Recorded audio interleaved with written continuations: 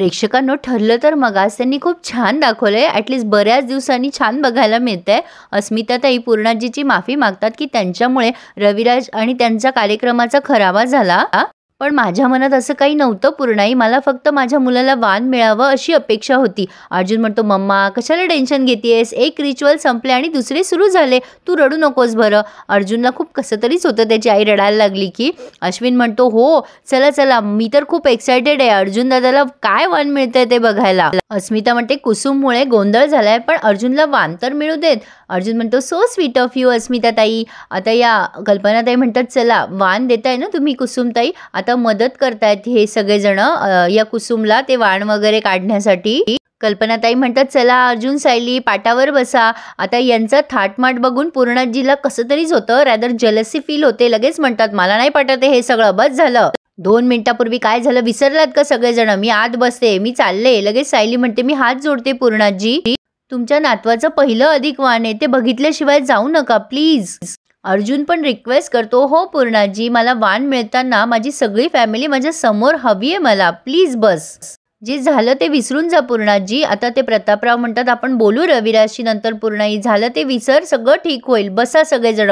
आता सगळेजण तिथे फायनली बसलेत अर्जुनच्या शब्दाला मान देऊन. कुसुमताई औक्षण करताय अर्जुनला, पण मनात म्हणताय, तू सायलीचा खोटा नवरा आहेस आणि माझ्याकडनं वाण उकळायला तुला काहीच वाटत नाही ना रे. थांब, आता मी काय करते ते बघच, तुझे दातच पाडते. कुसुमताईने छान मस्करी केली आहे, मला तर फार आवडली आहे. सायलीला साडी देतात कुसुमताई, तेव्हा सायली डोळ्यानेच आश्चर्य व्यक्त करते. कुसुमताई सायलीला पण औक्षण करतात आणि मनात विचार करतात, या स्वार्थी अर्जुनपासून तुझी कधी सुटका होणार आहे कोणास ठाऊक. आता ह्या कल्पनाताई कुसुमताईला जेवायचा आग्रह करतात, लगेच पूर्णाजीला ते लागतं.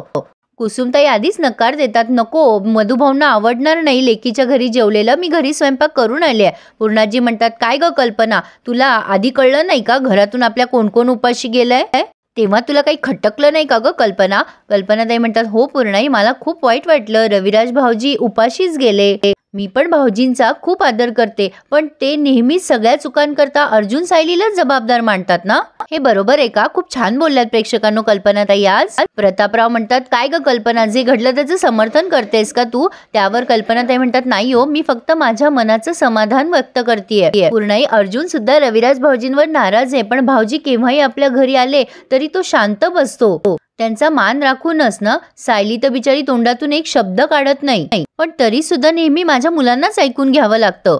भाऊजी आणि तन्वी दुखावलेत हे मला मान्य आहे, पण अजून किती दिवस आपल्याच घरामध्ये अर्जुन आणि सायलीचा अपमान होणार आहे. सॉरी हं पूर्णाई, मी जरा जास्ती बोलले असेल, पण मला एवढंच सांगा, माझ्या मुलाला त्याच्या अधिकाराचं पहिलं वाण मिळावं असं मला वाटत असेल तर त्यात काय चुकलं माझं. एक आई म्हणून माझ्या मुलाला वाण मिळावं ही अपेक्षा माझी चुकीची होती का. माझी आई माझ्या मुलांसाठी तडफडत असते हो, मला हा अपमान नाही सहन होत आणि माझ्यातली सून तुमचा शब्द पाळण्याकरता सतत झिजते.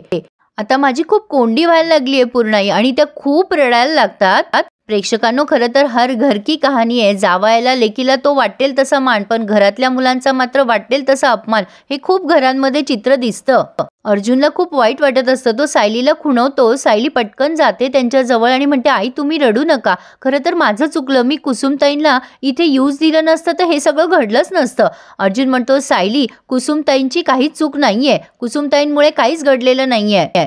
हे मम्मा तू डोळे पुस बरं, मला हे वाण वगैरे खूप आवडलंय ग. आणि तो कुसुमला थँक्यू म्हणतो. अर्जुन म्हणतो, कोणी एन्जॉय करो किंवा न करो, मला हे सगळे रिच्युअल्स खूप आवडलेत आणि आपण एन्जॉय केले ना मम्मा, मग तू कशाला रडतेस. पूर्णाई लगेच म्हणतात, कल्पना तुझ्या मनासारखं व्हावं म्हणून मी इथे थांबले ना, जसं काही उपकार करायलाच थांबल्या पूर्णाजी. तुझा सासूचा मान हिरावून घेणं मला आवडलं नसतं म्हणूनच मी हे सगळं होऊ दिलं ना. आता प्रतापराव म्हणतात, मी आवरून निघतो पूर्णाई, माझे कामं खूप पेंडिंग आहेत. पण इथून पुढे खरी मजा आली आहे प्रेक्षकांनो. आता कुसुमताई म्हणते, थांबा अर्जुनराव, उठू नका, काही आहे ना अजून काही मानपान करायचं बाकी आहे. कल्पनाताई म्हणतात, अहो सगळ्या तर रीती पाळल्या ना तुम्ही. कुसुम म्हणते, आमच्याकडे थोडी पद्धत वेगळी आहे, काय ना जावाईसाठी केलेले नैवेद्याचे अनारसे आणि पुरणाचे उंडे त्याला खायला द्यायचे असतात. अर्जुन त्या वाणातला अनारसा खाणार, त्यात कुसुम म्हणते नाही नाही त्यातले नाही, नैवेद्याचे मी वेगळे अनारसे आणलेत. आता अर्जुनला वाटतं काही भारी खायला मिळणार आहे आणि कुसुमताईने एक खारट अनारसा करून आणलाय आणि तो अर्जुनला खाऊ घातलाय.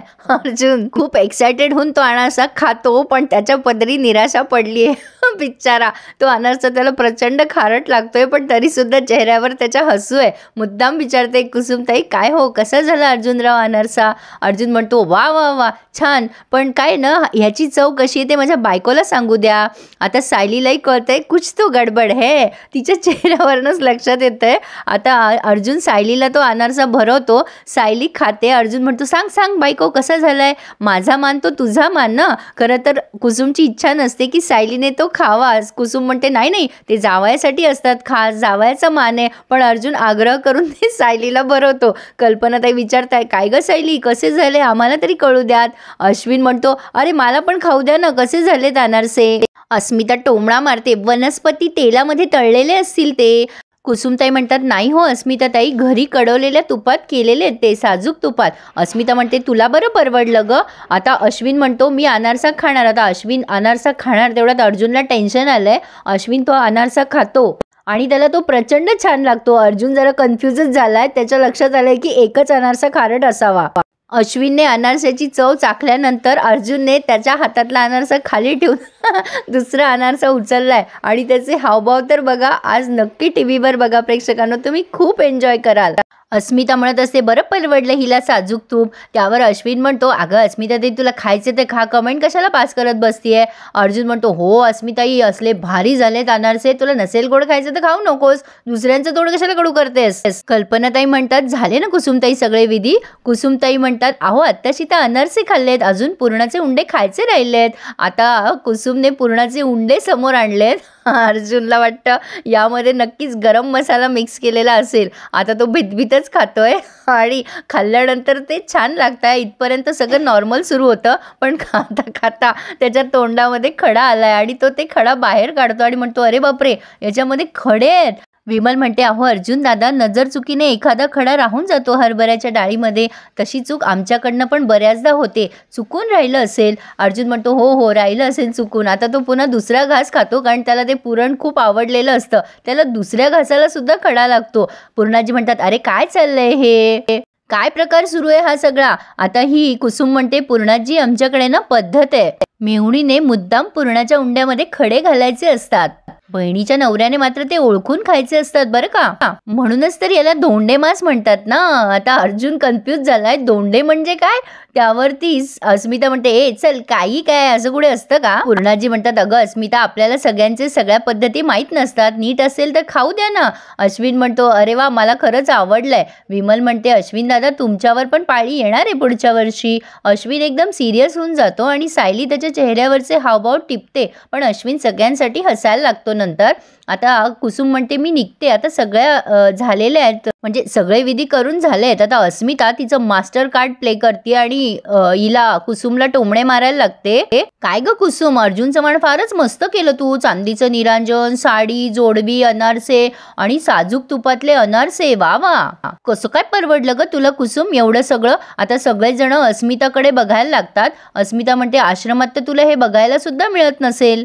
कल्पनाताई रागवतात आणि म्हणतात काय ग अस्मिता तुझ्या जिभेला काही लगाम. अस्मिता म्हणते असं काय बोलले ग मम्मा मी, आईजीच्या जीवावर बायजी उधार होती ही कुसुम, लोकांकडनं पैसे उकळायचे आणि सण साजरा करायचा. हे ऐकून कुसुमलाही धक्का बसलाय आणि घरात सगळ्यांनाच. कुसुमताई म्हणतात मी कोणाकडनं पैसे उकळले. अस्मिता म्हणते मी वकिलाची बहीण आहे ना, मी पुराव्याशिवाय काहीच बोलत नसते. आणि अस्मिता चक्क कुसुमचा अपमान करते की हे सगळं वाण तुला आपल्याच पैशाने मिळालंय आणि इथे हा रिव्ह्यू त्यांनी पूर्ण केलाय. पुढे आपण बघतोय सायली पुन्हा पूर्णाजी समोर हात जोडून उभी आहे आणि म्हणतीये पूर्णाजी याआधीही या घरात माझ्यावर पैशासाठी आरोप करण्यात आले, पण ते कधीच सिद्ध झाले नाही. आमच्या मधुभाऊंनी आम्हाला शिकवलंय की फक्त मेहनतीच्या पैशांनाच हात लावायचा. त्यावर पूर्णाजी म्हणतात मग सिद्ध कर ना, तुझ्या या कुसुमताईंने कल्पनाकडून पैसे घेतले नाही म्हणून. कुसुमताई बिचारे आता रडायला लागल्यात प्रेक्षकांनो, की मधुभाऊंची शपथ घेऊन सांगते मी यांच्याकडनं पैसे घेतलेले नाहीये. हे जरा जास्ती नाही होते का प्रेक्षकांनो, खूप ओव्हर दाखवलंय. ह्या अस्मिताच्या तोंडाला कोणीतरी लगाम लावायला हवा. खरं तर घरातल्या मुली असं कधी बोलत नाहीत आणि पूर्णाजी सुद्धा त्यांच्या जावयाचा मान तो मान महत्त्वाचा, बाकी कोणाचाच मान महत्त्वाचा नाही. हे बोलणं मात्र चुकीचं आहे ना प्रेक्षकांनो. आपण फक्त पात्रांबद्दल चर्चा करतो. इथे कोणाच्याही वैयक्तिक भावना दुखवायच्या नाहीयेत. कल्पनाताई आज खूपच सुंदर बोलल्या. मला फार आवडलं त्यांचं बोलणं. प्रेक्षकांनो, तुम्हाला हा रिव्ह्यू कसा वाटला आम्हाला नक्की कमेंट करून कळवा. आणि प्लीज प्रेक्षकांनो, खूप जणांनी अजून चॅनलला सबस्क्राईब नाही केले, त्यांनी प्लीज चॅनलला सबस्क्राईब करा. धन्यवाद.